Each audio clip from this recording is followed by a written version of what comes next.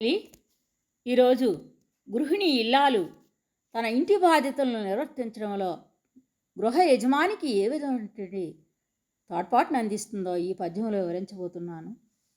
ధర్మార్థ కామ సాధనకుపకరంబు. ధర్మము, అర్థము, కామము అనే పురుషార్థాలను సాధించడానికి భార్య అనువైనటువంటి సాధనమంట. గృహనీతి విద్యకు గృహము, గృహనీతి అనేటువంటి విద్యకు నిలయమైనదంట. విమల చారిత్రక శిక్షకాచార్యుడు అంటే మంచి శీలాన్ని గురించి ప్రబోధించడంలో ఆచార్యుడు అంటే గురువు లాంటి స్థానం ఉందంట ఆమెలో. అన్వయ స్థితికి మూలము, మనసుము వృద్ధి చెందడానికి ఆధారమైనదంట. అదేవిధముగా సద్గతికి నూత, సద్గతి అంటే ఉత్తమ గతులు పొందడానికి ఊతకర లాంటిదంట. గౌరవంబునకు ఏక కారణము, గౌరవానికి ముఖ్య కారకురాలంట.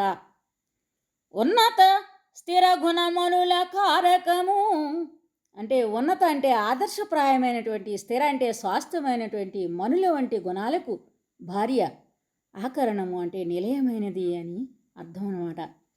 హృదయ సంతోషమునకు సంజకంబు, భార్య చూవే భర్తకు, భర్త హృదయంకి భార్య మాత్రమే ఆనందాన్ని కలిగిస్తుందంట. నుండరుగావు ప్రియంబు, ఆ ఇంటి యజమానికి లాలి కంటే ఇంపైనది వేరొకటి లేదు అని దీని యొక్క భావము.